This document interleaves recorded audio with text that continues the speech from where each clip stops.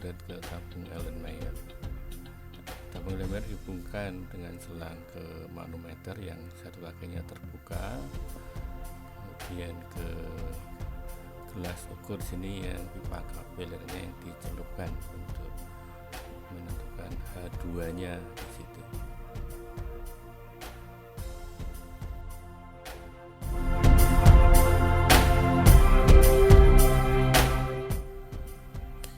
Ini adalah pipa kapiler yang dicelupkan ke gelas ukur dan diberi tanda dengan jarak 0,5 cm. Air yang akan diukur tegangan permukaannya diukur lebih dulu suhunya berapa untuk membandingkan dengan referensi dan permukaan air pada suhu pada saat itu.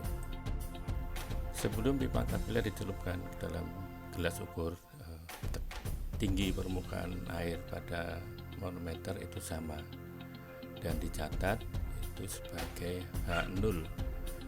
Skala dipilih di kaki manometer yang sebelah kanan, itu ada 5,1 cm.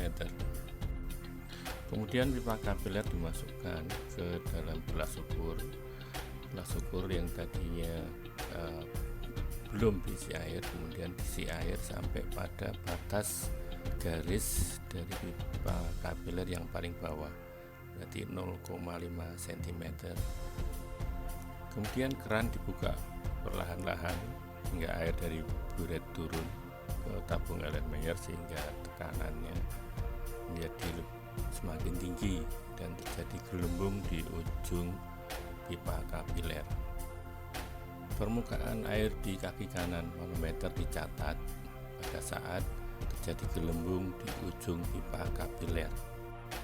Kemudian air di gelas ukur ditambah pelan-pelan sehingga permukaannya tepat pada garis kedua di pipa kapiler, jadi H2-nya 1 cm. Kemudian diteruskan, percobaan diulang sampai garis yang terakhir.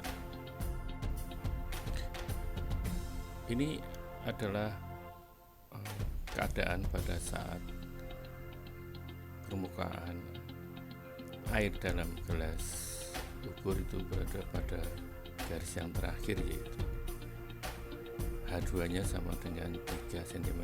Dapat dilihat situ pada saat air diturunkan dari buret ke gelas Erlenmeyer, itu terlihat udara pada pipa kapiler semakin turun karena tekanannya semakin besar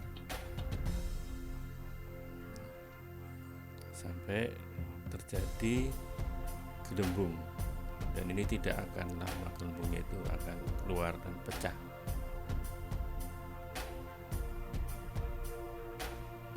Itu pada saat terjadi gelembung dan pecah di manometer itu, ketinggian permukaan air di sebelah kaki kiri itu maksimum dan di kaki kanan minimum, walaupun skalanya itu dibesar.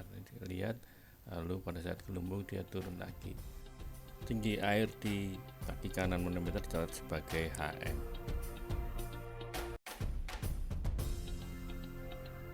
Ini adalah data-data hasil pengamatan, ada 6 data dari H2 0,5 cm sampai 3 cm. Yang harus dilakukan selanjutnya adalah mencari H1 dari rumus yang diberikan dalam PPT, hitung H1 dan delta H1-nya. Kemudian menghitung jejari pipa kapiler dari data diameter pipa kapiler yang diberikan. Jejari adalah setengah dari diameter.